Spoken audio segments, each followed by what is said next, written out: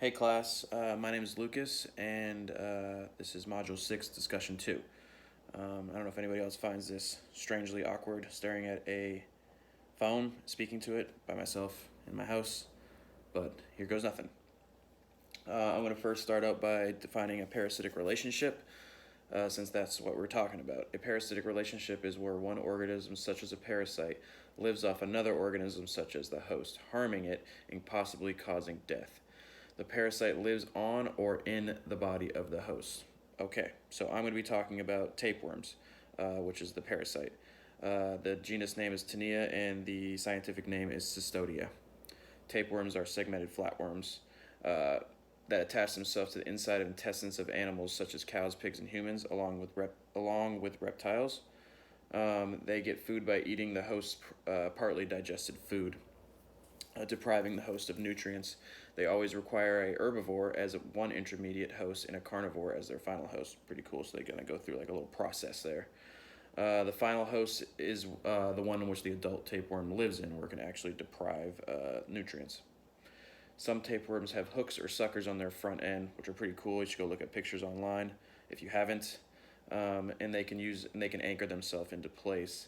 They can also kind of move and swim upstream, coming out of the stomach and drift back down towards the intestines to feed. They can also release chemicals, slowing down the process of peristalsis within the intestines, which is pretty crazy. Did not know that. So I am going to kind of go through question by question and kind of answer it one at a time here. So the first question is, the parasite specialized? Does it parasitize only one species or family?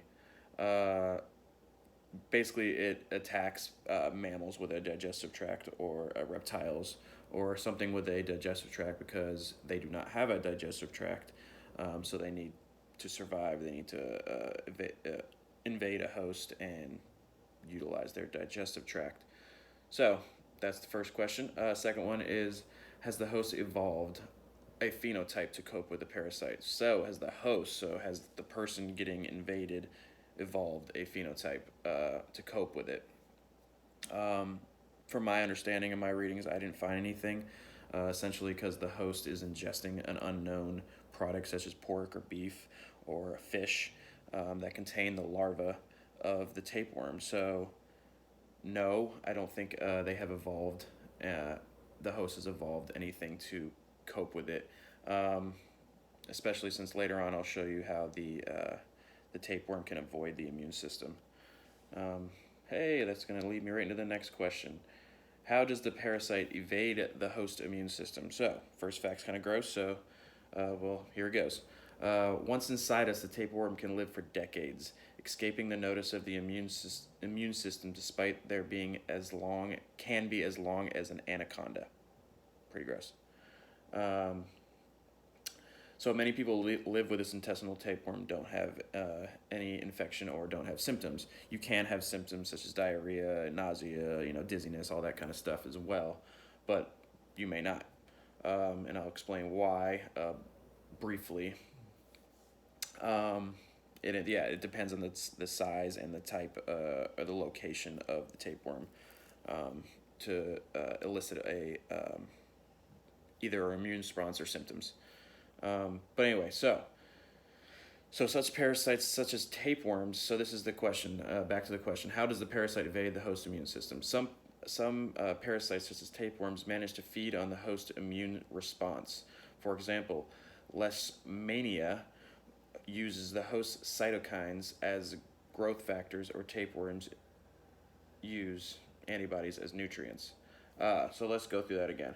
Leishmania is a single-celled parasitic protozoan that spends part of his life in the gut. So it's just stating it's something that lives in the gut there. Cytokines is a small protein that is involved with cell signaling. So let me read it again a little more clearly. Some parasites, such as tapeworms, manage to feed on the host immune's response. For example, Leishmania, so something that lives in the gut, uses host cytokines, cell signaling, as growth factors. So it uses these cell signaling as growth factors, so it signals more nutrients in for itself, the tapeworm itself.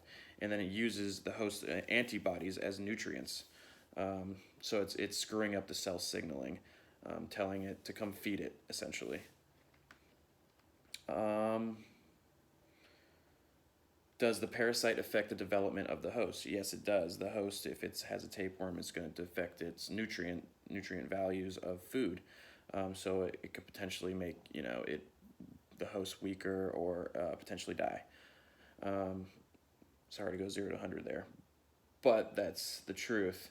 The next question: how does the parasite-host infection interaction affect other organisms in the ecosystem? So, in the ecosystem, if this tapeworm is affecting mammals that feed off other mammals and kills them or makes them less healthy, less meaty, I guess you could say, it could make food more scarce. So, it could affect the ecosystem in that way.